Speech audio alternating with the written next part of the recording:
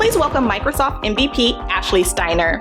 Today, she will be presenting her session, Top XRM Toolbox Tools Every Admin Should Know.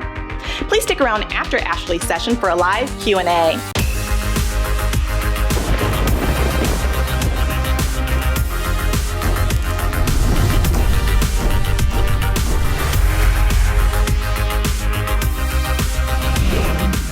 Everyone, you ready to continue your day with DynamicsCon Virtual? I'm so excited that everyone is here, and hopefully you're learning a lot of new stuff, and you're going to be able to take that away with you. I first want to just thank Doug for putting on this awesome virtual event. I think this is their fourth one. I don't know, I lose the track. They're so awesome. I've been lucky enough to be able to be involved in all of them so far, and I really always get a lot out of it, and love speaking at these and hopefully share some awesome knowledge with everyone that's here today. But this kind of stuff would not be possible without Dynamics User Group. So really want to thank them and the sponsors for putting this together. So today you're here to listen about tools from the XRM Toolbox that every admin should know.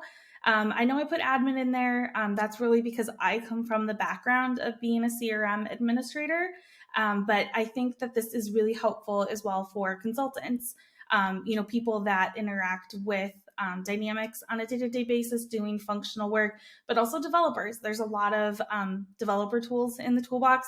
I won't be covering those today. I am not a technical person, which is why I put the title of admin in there because they tend to be a little bit more functional. So just a little bit about me before we continue. My name is Ashley Steiner. I'm an independent consultant. I've been working with Dynamics for over 13 years. I was awarded the Business Applications MVP last year. I co-host a podcast called the Dynamics Hot Dish. If you have not checked it out, please make sure that you check us out. We've been going since January of 2021. We have lots of different topics and hopefully some things that could help you. And then I also work with a nonprofit called TechFluent. I'm the assistant to the executive director, really kind of just doing, the day-to-day work and organization.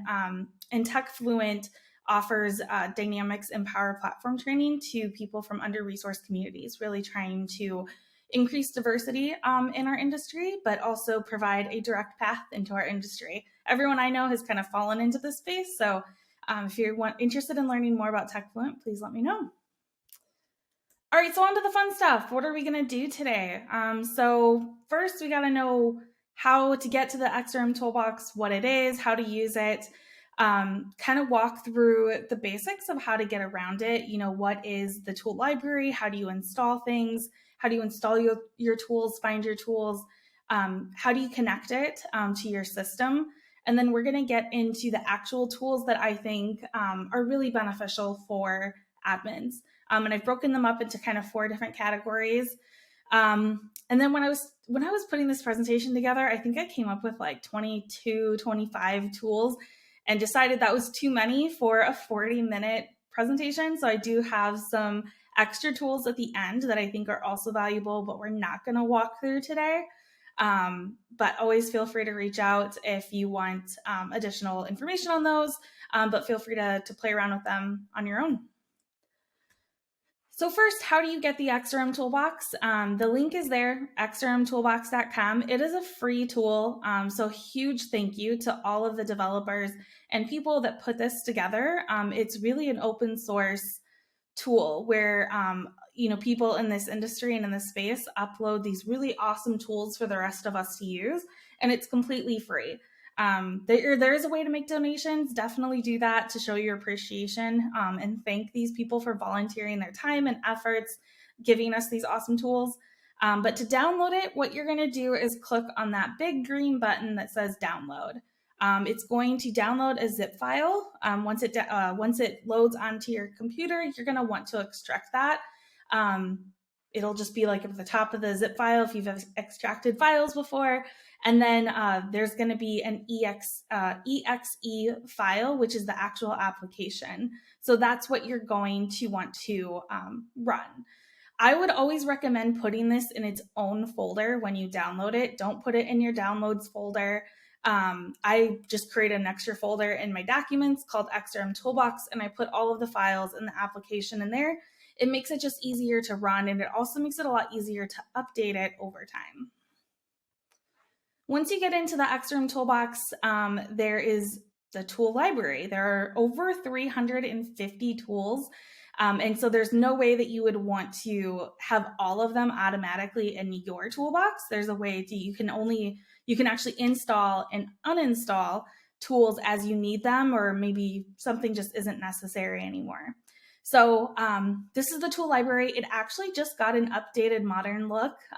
Last time I did this presentation, it looked very different. So it's actually kind of cool to see these updates be made. They're constantly investing time and energy into the toolbox to make it better. In here, you'll see that the title of the tool is available, and then just a brief description on what it does. If you want more information on the tool, you can go to the XRMToolBox website, and there's more information about what each tool does. If there's any sort of version updates, things like that. You can also rate the tools, provide feedback for the developers that are putting it together. Next, what you'll want to do is create a connection to your CRM environments or your other Dynamics environments. Again, I focus traditionally on CRM. So I just have a video playing of how to create those connections just to make it a little bit easier. You create the connection up in the left-hand corner, and then you'll open up the manager. In here, what I would always recommend is using the connection wizard. You'll copy and paste your URL into that. I would always make sure that you also include the number of what area that you're located in. So obviously America, there's no, or North America, there's nothing after CRM, but in other countries, there's like a 1, 2, 3, 4. Also, always encrypt your login information. We went through that really quickly, but this video is here and available for you. Make sure you encrypt it, because otherwise you're going to have to enter your login information every time. And then you notice that once the connection was created, it's here and available for you. And you'll always want to connect to an environment before you open up a tool. Otherwise, it'll just ask you to connect to an environment when you open up a tool. Now let's get to the fun part and talk about these actual tools. So like I said, I've broken these up into different categories of where I think that they fit, different things that I would think an admin does, configuration, data management, user setup and security, and then administration. I'm not going to read off each of these. We're going to talk about them one by one. So first, let's go through the configuration tools. The first one is a model-driven app copier. It does exactly what it says. I was trying to think of a really fun way to describe what it does, but it's really self-explanatory. I have to say this is the one that I've discovered the most recently. Hopefully others have seen it before that, but this has saved me hours of time. And it does truly what it says it does. So you can see here I have it connected to an environment. I've selected what model-driven app I want to copy. And then I filled in this information. You'll always have to attach it to a solution. So make sure you have your solution created beforehand. You can change the name, but it auto fills in that information, like the schema name and things like that. And you can also identify what kind of URL you want it to have. You can also include the same image, or you can go back to the default image. And then from there, you just hit copy and it'll create that new model-driven app for you. So this has saved me a lot of time. I've actually had a couple of examples in the last few weeks where I've had to, create a new model-driven app and just add a few things to the navigation. And to recreate a model-driven app takes a lot of time. So this has saved me, and I wish I would have known about it sooner, is all I have to say. So hopefully this one's really helpful for you. The next one is the view layout replicator. So as an admin, people are always wanting new views. To view the data and to look at things. So this allows you to very quickly and easily apply the same columns in the view to an additional views. This will also work with system and personal views. So if you have a personal view that you've created and then you want to apply those columns to other personal views, you can do that. If you're doing it, a system view to another system view, I would recommend doing this in a sandbox environment first. Obviously, everything should be done in a sandbox first. and then you can go ahead and save it, and then you'll publish this. So pretty simple. You just find the view that has the right columns, and then you can see the columns here, and then you'll apply which views you want it to copy that over to. So those are the two that I have for configuration. Next is data. I always say if there's something that's taking you a long time to do, something in the system that just takes like a large amount of effort, there's probably an XRMToolBox tool to do it for you. And this is where the data ones become really important, because data management is probably where you spend a lot of your time. And so this is really helpful. So the first one here that I actually have two in this one. I kind of snuck two into one to add myself, allow myself to add another tool in. So you have here the personal view manager and the personal artifact manager. The difference with them is that the view manager does what it says, allows you to work with only views, and the artifact manager does views, dashboards, and charts. So you have access to more things. If you're going to only work with views, I personally like the view manager better. I think that the user experience is just a little bit easier to work with. But obviously, if you want to share dashboards or move dashboards, things like that, that's where that's obviously where you would use the artifact manager. Why this is important. I always think of the use case that somebody leaves the company. Let's say that your sales manager leaves, and they had created all of these personal views that everyone has access to, and you want to make a change to it. In the past, you would have to recreate that view and then share it, and now people have multiple views that are pretty much the same. So with this tool, what you can do is you can actually look to see what views people have created themselves or what's assigned to them. And then once you hit the get views, you'll be able to see what custom views they have and what tables those custom views belong to. From there, you'll be able to select what you want to do. Do you want to just give yourself write access? Do you want to assign it to yourself? Do you want to assign it to someone else? And then you'll just hit save, and that will move forward. This next video here, like I said, I'm wrapping two into one, is the artifact manager. So this is where you can do views, dashboards, or charts. Here, you only have the ability to assign. So it is a little bit different where you can't just share things with people. You can see here it says copy and assign, and then just assign. So they're slightly different, but pretty much do the same thing. This is another one that I recently found. I also use the Level Up tool if you're using Google Chrome, and I think they released Level Up for Microsoft Edge as well. But multiple ways to do the same thing, but this is actually really helpful, especially with error messages. That's actually where I discovered this one recently, is got one of those really fun Microsoft error messages that says, oh, you don't have access to this record, or this record doesn't have permissions to do the workflow that you're trying to do. And so what you can do is once you, in those error messages, it gives you the GUID, but you have no idea what record that applies to. You obviously could create the URL, put the GUID in, but sometimes it still doesn't load. What's cool here is you put in the GUID, you can search all 499 entities, or you can just know that it's an account. So you put in it's one, one table, put that in, and you can see here that it pulls the record up directly in your Dynamics system. So that was pretty quick, only because it was searching across one table. Obviously, if it's giving you a GUID and you have no idea where to start or what table it belongs to, it's going to take a little bit longer to search, but still a really helpful tool. The bulk data updater. So if you have data, right, you have all of your accounts, and your sales manager comes to you and says, hey, I want to start tracking data in this column, and here's what information that I want in it, or everybody should be set to this. And then, in the future, an account salesperson, maybe it's contacted, maybe it's approved or disqualified or whatever. And they say all 50,000 accounts need to have this information. Well, if you do this with advanced find, you can only update 250 at a time. But what saves you is there is a tool in the XRMToolBox that allows you to do this in bulk. What I really like is that it will actually allow you to open up views that you've created in Dynamics directly. So you have the ability here to choose the table that you're looking for, and it does work with both system and personal views. So really helpful in that way. It'll show you then all of the records that are associated to that view. You can either choose to move forward with updating all of the records, or you can change just a couple of them. You can actually make selections on which ones you want to update. On the right-hand side, you'll see that you have the ability to either update information, update a column. You can actually do a calculation to fill in a column. So you can set a fixed record or you can calculate. You'll see here that the records change from TX to Texas.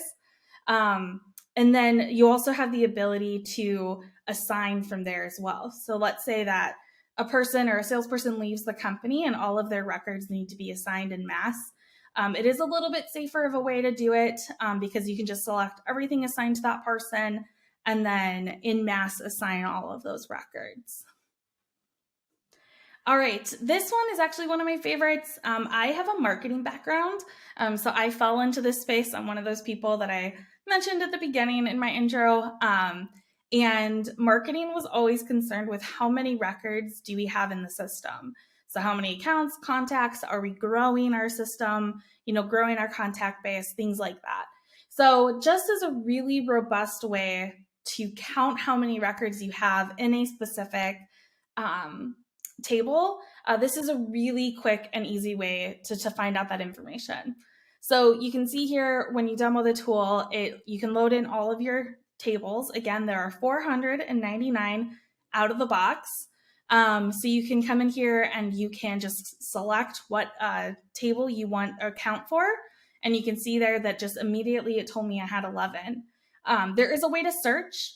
So it's pretty hard to kind of, scroll through 499 tables, or if you have a lot of custom tables. So you can put the name up there, you can search, again, just hit get count. And then you can find out how many records you have.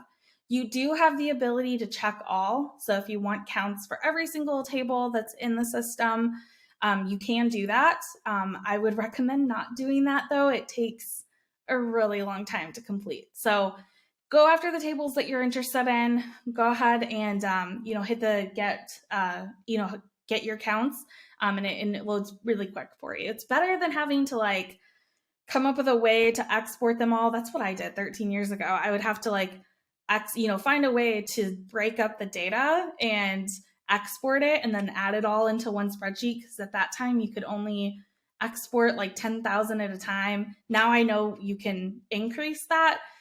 There are ways to increase it, but back then you couldn't. So if you have 140,000 accounts, it gets to be really time consuming of how to figure out how to break it down. So really easy way to count records. The next one I have here is the bulk workflow execution. I would say it's really, really similar to the bulk update editor. So rather than just doing data though, this actually kicks off a workflow. So again, if you have a workflow that you want to run to update information or send out emails, whatever the workflow does, you can only do it 250 records at a time if you do it with Advanced Find. However, there is a tool in the XRMToolBox where you can search for all of the different workflows that you have. It's going to then pull up the CRM views that are relevant. So you can see here, I actually pulled up a workflow that is related to accounts. So it only pulled up those views related to accounts in the system. And then what you'll want to do next is validate the query. So you'll see that until you validate the query, the set workflow is actually grayed out. And the reason for that is because it does need to validate that those records actually exist. From there, you'll hit run workflow, and then it will process all of those records for you through the workflow. One thing to note about the data updater and the bulk workflow execution, you can have these just run overnight.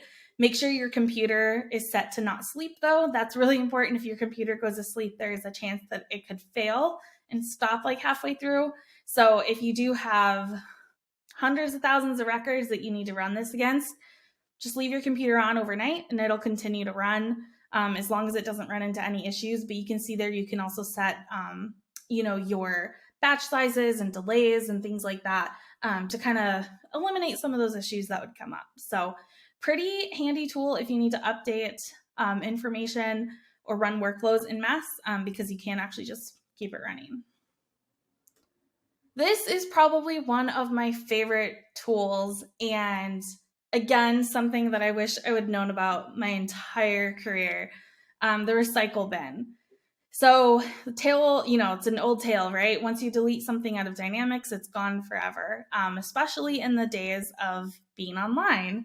Back in the on-prem days, you probably had a backup server, or you had something where you could go find that data, restore, whatever it is. But now in this online world, you always tell people don't delete because it's gone. That's kind of true. Don't tell them that, but I'm telling you that. So with the recycle bin tool, what you can do is if you have auditing turned on, so this is fully dependent on your audit logs and what data you're auditing. So within the account, how many fields are you actually auditing? Because if you're not auditing all of them, you can't pull that information back in. But it does allow you to actually search for records that have been recently deleted. So you can see here that you can search by a table and then pick a user, or you can just say all users, and you can also select a date range. So in this example, I'm looking at phone calls. This is actually a real example where I had a salesperson using the Outlook integration deleted 300 and something phone calls because he kept getting reminders for them. So instead of turning his integration off, he just deleted them all and then wondered where his phone calls were. So we were able to find them in the recycle bin, restored them all, and updated his settings. But a couple of notes here on the recycle bin. It's really useful in this case where it's really simple. It's a phone call, the record, the account record, or the contact record that it's attached to is still in the system. Once you start getting a little bit deeper than that into like restoring accounts or restoring contacts, things that have additional related columns, like if you think about an account has a primary contact, well, if you delete the account and you have your relationship set up in the hierarchy that it deletes everything attached to it, if you try to go reactivate that account, there's nothing to put in that primary contact field, so it'll fail.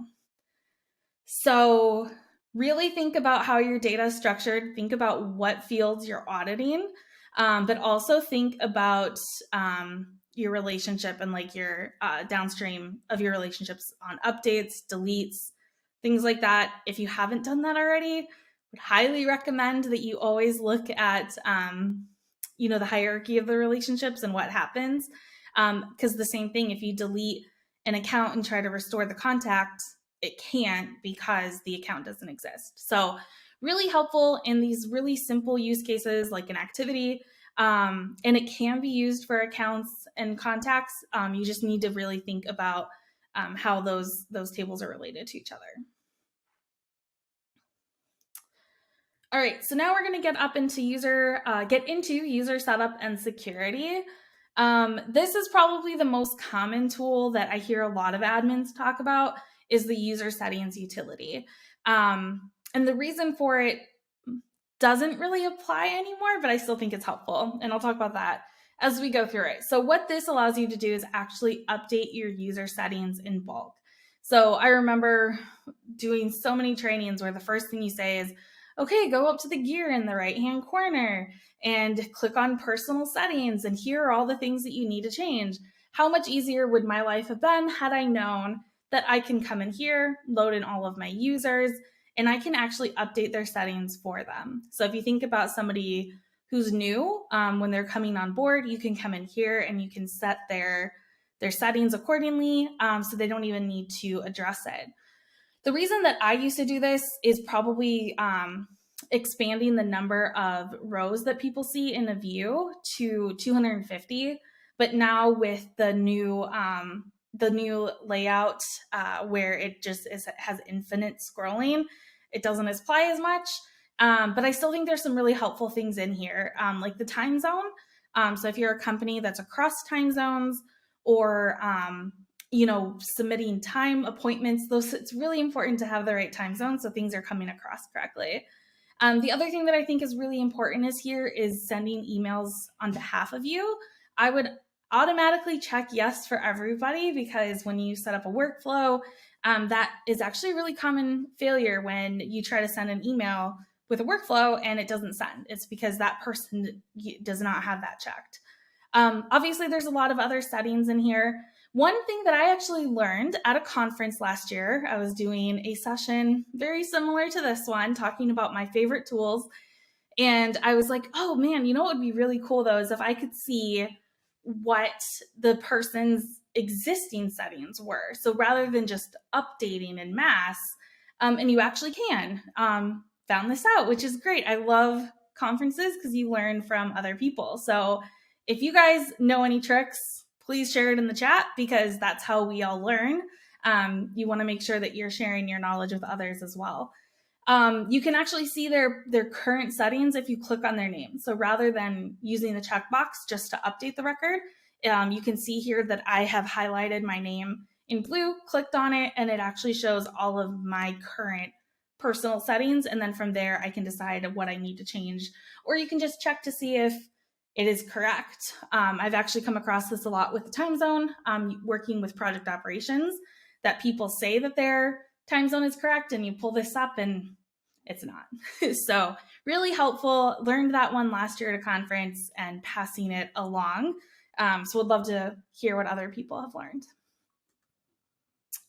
The next one is really helpful in managing somebody's security from like a security role or from a team level. So depending on how complex your system is, it's really helpful to be able to see what access people have, what they have assigned to them. So a lot of companies, there's not just one security role for a role, right? People have multiple security roles. Maybe they're on a team and that team has security roles. So what this does is it allows you to really easily see what that person has, but then you can also add and remove directly from here as well. So you don't have to go into Dynamics to actually make those updates. What's also really cool here is you can generate a report. So you can see here all of your users and then what security roles that they do have assigned to them. And this is something that you can export. So if you need it for auditing, I know that I've had to do that before, where we've had auditors come in and we have to show what people have access to and what they can do. This has been really helpful for that. In the same vein is the role documenter. So favorite thing in the system, creating security roles, right? Of all the things that Microsoft has not done any updates to since I've started working in the system 4.0 is security roles. And then how do you document what people actually have access to? So what this allows you to do is you can pull up any security role that you have in the system, and it actually lays out in a really nice fashion what all of those bubbles are. Obviously, up at the top, you can see it gives you a high level of, whether it's user, parent, child, and then you can actually export that. So if you do need this documented, you need it on file. Auditing is the first thing that I always think of. You actually have the ability to easily provide this information. I have to tell you, I remember creating this documentation on my own, and it took days, and it could have taken seconds. So this is really helpful, especially in those places where you need to show what people have access to. All right, the next one that we have here under administration is the attribute usage inspector. Attribute really just means column. I haven't seen it to mean anything else. Don't know if it was called attribute at some point, but just helpful to know. This tool, I put it under administration, but it can lead to configuration. And the reason for that is it tells you how often columns are being used on a specific table. So you see here, you pull in your tables, select which table you want to pull in the data for, and then you just load all of that information. It pulls in this really nice report here. It tells you of all of the records that you have in that table, what percentage is a column being used. And the reason that I say this leads to configuration is because this is really helpful to use when you have, like a sales manager says, oh, I want all of these 500 fields on the form. It's going to be terrible. It's going to be super long. And you tell them nobody's going to use them. Well, now you have proof because you can pull this and say, okay, here are these 10 fields that you said had to be included. Nobody's using them. So either it's not important, or we can remove them and clean up the form, things like that. So really helpful to know what data is actually being captured. And it helps make some really good decisions with configuration. This was something I also wish I had found sooner because we all have issues with storage. Not so much maybe on the new model, but especially with the older model of storage. I know some people are still on that just from legacy contracts with Microsoft and things like that. But what it allows you to do is kind of, it actually allows you to find how many records are in each of these areas over a certain amount of time.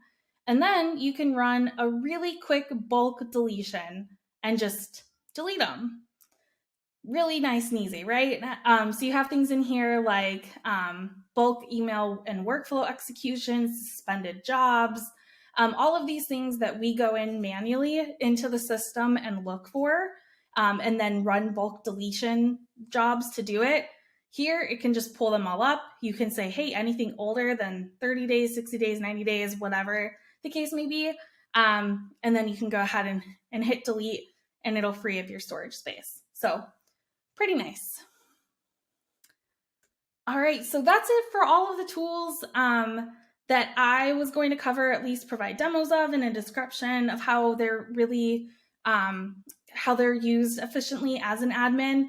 Here are some additional tools that I can recommend that I have personally either used or seen somebody use. The only one I personally have not used on this list, I guess I should say, is the merge permissions. I actually saw somebody else use it. So I was like, oh, that's pretty cool. I haven't had a use case yet, but wanted to include these. The in-app notification builder. So those in-app notifications are new. And I've always wondered the best way to like create the query for them, or like how to put it together. Because I'm not a developer, right? I don't have that technical mindset. And you do have to have some technical knowledge in order to do that. So really helpful to have this builder. It helps you build the app, include the link, messaging, all of that information. The ribbon workbench is a classic. I didn't demo it today because I feel like I always demo it. And so I wanted to include some other things or some other tools that I find helpful. But the ribbon workbench, I feel like everybody has used, or if you're not using it, you're missing out because it allows you to change your command bar and what your people have access to. The bulk delete tool, it's really similar to like the bulk workflow execution and the bulk data updater.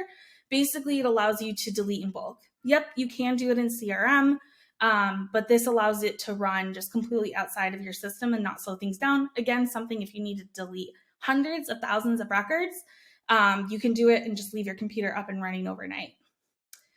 The next two I think are really helpful, especially for people that need some sort of documentation or process flow documentation. So if you think of business process flows and flow, it follows a process, right? A very logical process of here's what happens next, here's what, yes or no. So you can actually export that into Visio. Obviously, you would need some sort of Visio license to make this possible.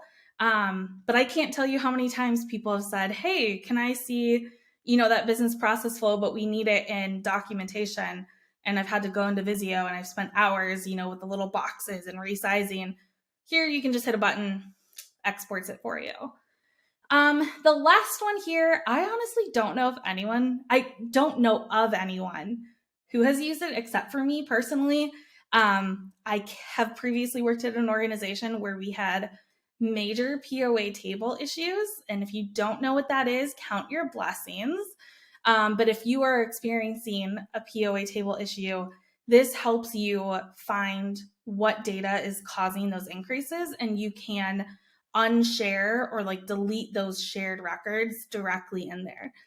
Now, if you have POA table problems, please reach out to me separately. I can give you some tips and tricks of how to work with Microsoft to clear out your POA table, but this at least helps you maintain it once you do have it cleared out. So again, I'm not going to go into detail about what that is, because if you don't know, be very thankful. And if you do, I feel your pain, please reach out. So those are all of the tools that I wanted to cover today that I think are really helpful, especially if you're an admin. I've included this last slide here. Please feel free to reach out to me. Multiple ways. You can email me directly, reach out on LinkedIn. Again, put some information in there about the Hot Dish podcast and TechFluent. And I'm really excited to talk with everyone, answer some questions, see what's come through on the chat. And thank you again to Doug for having me here today. It's been a real pleasure. So thanks, everyone.